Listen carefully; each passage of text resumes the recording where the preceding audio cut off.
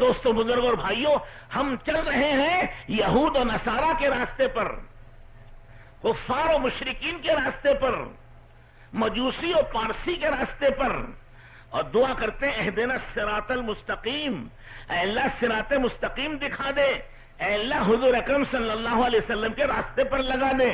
دعا تو مانگ رہے صراط مستقیم کی، نبیوں کے راستے کی، اور چل رہے ہیں دشمنوں کے راستے پر۔ اب کہاں پہنچیں گے؟ یہ دعا کام نہیں آئے گی۔ 2.5 من کا بدن جدھر چل رہا ہے ادھر پہنچو گے، 2.5 تولے کی زبان ہل رہی ہے، وہ کچھ کام نہیں آئے گی۔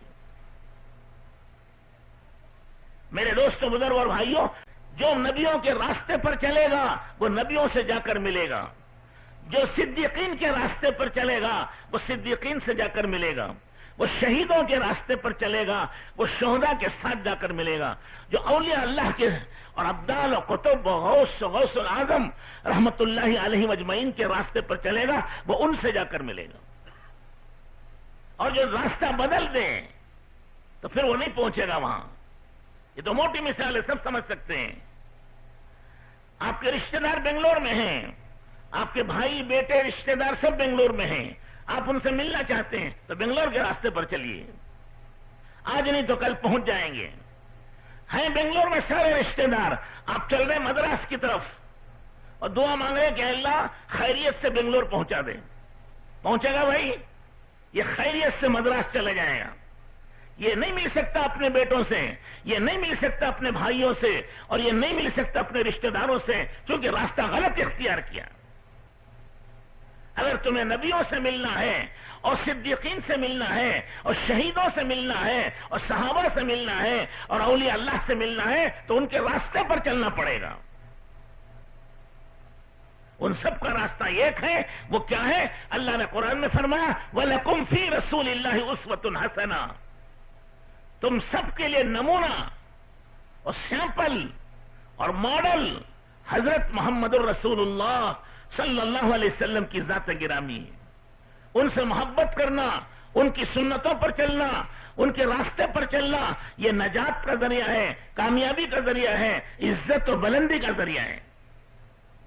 آپ کے راستے سے ہٹ گئے تو پتہ نہیں کہاں جائیں گے۔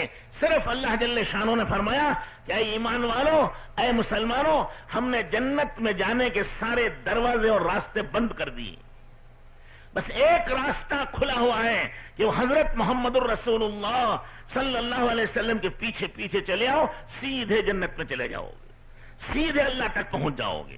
بس یہ راستہ ہے، اس کے علاوہ جتنے راستے ہیں وہ سب ختم ہیں۔ صدیقین بھی، شہداء بھی، اولیاء اللہ بھی، قطب و ابدال بھی، غوث العظم بھی رحمت اللہ علیہ اجمعین، یہ سب حضور کے راستے پر چلیں گے۔ حضور اکرم صلی اللہ علیہ وسلم کے راستے پر چلیں گے، عزت ملے گی، کامیابی ملے گی، اللہ کی رضا ملے گی، مغفرت ملے گی، جنت ملے گی، ہمیشہ کی نعمتیں ملیں گی۔ وہ راستہ چھوڑ دیا تو سر پٹکتے رہ جائیں گے، پہنچ نہیں سکتے۔ خلاف پیمبر کسے رہ گزید کہ ہرگز بمنزل نہ خواہد رسید۔ شیخ سعدی رحمت اللہ علیہ سلسلے چشتیہ کے بہت بڑے بزرگ ہیں، وہ فرماتے ہیں حضرت رسول اللہ صلی اللہ علیہ وسلم کے راستے سے ہٹ کر چلو گے تو کبھی بھی قیامت تک منزل مقصود کو نہیں پہنچ سکتے۔ وہ راستے سے بھٹک گئے، وہ گمراہ ہو گئے، وہ برباد ہو گئے۔ کامیاب وہ ہوں گے جو حضور اکرم صلی اللہ علیہ وسلم کے ساتھ چلیں گے، آپ کے پیچھے پیچھے چلیں گے، آپ کی سنتوں پر عمل کریں گے، آپ کے دین و شریعت کو سینے سے لگا کر چلیں گے۔ ان کے لیے سب کچھ ہے، باقی آپ کا راستہ چھوڑ دیں پھر ان کے لیے کچھ نہیں۔ تو بزرگوں اور دوستوں اور بھائیوں، اللہ تعالیٰ نے قرآن میں اعلان کر دیا ہے کہ ایک راستہ ہے، اس کے علاوہ اور کوئی راستہ نہیں۔ اور پھر حضور اکرم صلی اللہ علیہ وسلم نے کھانے پینے سے، پہننے اوڑھنے سے، شادی بیاہ سے منع نہیں کیا۔ سب چیزیں آپ نے بھی کی اور پوری امت کو کرنے کا حکم دیا۔ دین اور دنیا کا بس معمولی تھوڑا فرق ہے، زیادہ فرق نہیں ہے۔ ہر وہ کام جو حضور اکرم صلی اللہ علیہ وسلم کی سنت کے مطابق کریں گے وہ دین ہے، اور جو کام آقا رحمت سرور کونین صلی اللہ علیہ وسلم کی سنت کو چھوڑ کر کریں گے وہ دنیا ہے. دین پر اللہ کی رحمت ہے اور دنیا پہ اللہ کی لعنت ہے. بس اتنا سا فرق ہے. کھانا ہم بھی کھاتے ہیں, غیر مسلم بھی کھاتے ہیں, جانور بھی کھاتے ہیں. اگر حضور اکرم صلی اللہ علیہ وسلم کی سنت کے مطابق کھانا کھا لیا تو یہ کھانا عبادت ہے, یہ شریعت ہے, اسی کا نام دین ہے. ہم بھی سوتے ہیں, دنیا کے انسان سوتے ہیں, جانور بھی سوتے ہیں. اگر ہمارا سونا آقا رحمت سرور کونین فخر دو عالم صلی اللہ علیہ وسلم آپ کی سنت کے مطابق ہو جائے تو یہ 6-7 گھنٹے سوتے ہیں, یہ سب عبادت میں لکھے جائیں گے.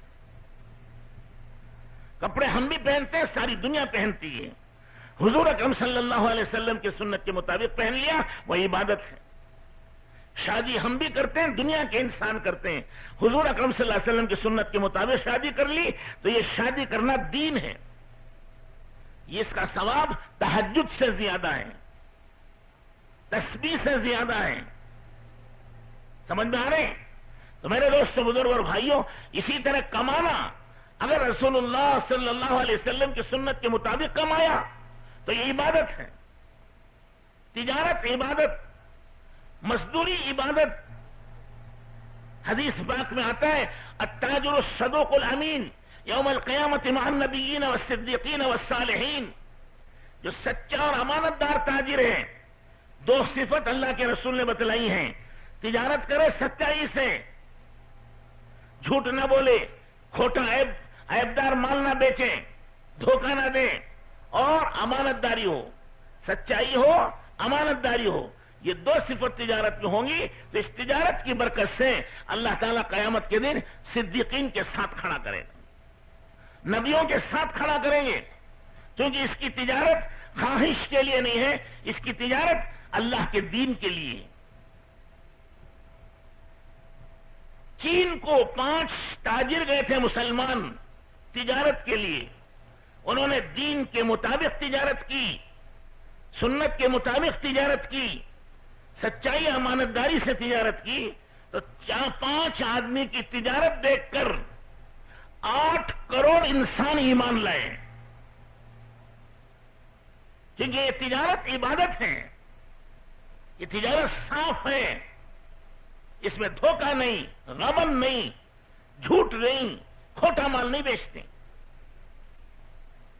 حضرت علی رضی اللہ تعالیٰ عنہ فرماتے ہیں سوق المسلمین کا مسلل المسلین. مسلمانوں کے بازار ایسے ہوتے تھے جیسے نماز پڑھنے کی مسجد یا مصلی. مسجد میں مصلی پر کھڑ کر نماز پڑھتے ہیں, وہاں اللہ کا, اللہ کے رسول کا حکم نہیں توڑتے. اسی طرح وہ تجارت کی منڈیوں میں ہیں اور تجارت کی دکانوں میں بیٹھے ہیں, جیسے وہاں جھوٹ نہیں بولے یہاں بھی جھوٹ نہیں بولتے. نماز میں اللہ کا حکم نہیں توڑا, یہاں بھی اللہ کا حکم نہیں توڑتے. نماز میں رسول اللہ کی سنت نہیں چھوڑی, تجارت میں بھی رسول اللہ صلی اللہ علیہ وسلم کی سنت نہیں چھوڑتے. یہ دکان, یہ مسجد کا مصلی دونوں برابر ہیں. اللہ تعالی شانو ہر جگہ موجود ہیں, ہر ایک کے عمل کو دیکھ رہے ہیں, ہر ایک کی آواز کو سن رہے ہیں.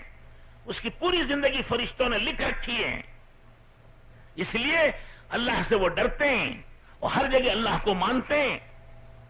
آخرت کا فکر ہے. قرآن پاک میں اللہ تعالیٰ نے ایسے تاجروں کے بارے میں فرمایا رجال لا تلہیہم تجارت ولا بیع عن ذکر اللہ واقام الصلاۃ وایتاء الزکاۃ یخافون یوما تتقلب فیہ القلوب والابصار.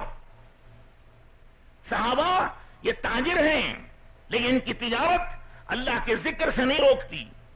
نماز قائم کرتے ہیں, زکوٰۃ ادا کرتے ہیں. یہ سب کیوں کر رہے ہیں؟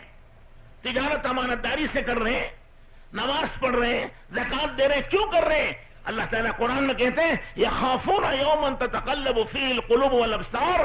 وہ اس دن سے ڈرتے ہیں جس دن انسانوں کی آنکھیں اور دل پھٹ جائیں گے, الٹ جائیں گے. وہ قیامت کا دن ہے, جس دن قیامت میدان حشر میں لائی جائے گی اور ایک اتنی بری چیخ مارے گی جس سے فرشتے بھی گھٹنوں کے بل گر جائیں گے. کہیں گے نفسی نفسی نفسی نفسی, یا اللہ ہمیں بچا لے, ہمیں بچا لے, ہمیں بچا لے. اس کی دہشتناک عذاب، اس کی دہشتناک آگ، اس کے فرشتے جب دیکھیں گے تو آدمی بے ہوش ہو جائیں گے۔ یہ تاجر ہیں لیکن یہ تجارت سے اللہ سے ڈرتے ہیں، کیوں؟ قیامت کا ڈر ہے۔ نماز پڑھتے ہیں، کیوں؟ اللہ کا ڈر ہے، قیامت کا ڈر ہے، کیونکہ نماز ہی کا سب سے پہلے حساب ہوگا۔ جس کی 5 وقتہ نماز صحیح ہے اسے جنت میں بھیجا جائے گا، جس کی 5 وقت کی نماز نہیں ہے اسے حساب لیا جائے گا، اور جس کا حساب لیا جائے گا وہ ہلاک ہو جائے گا۔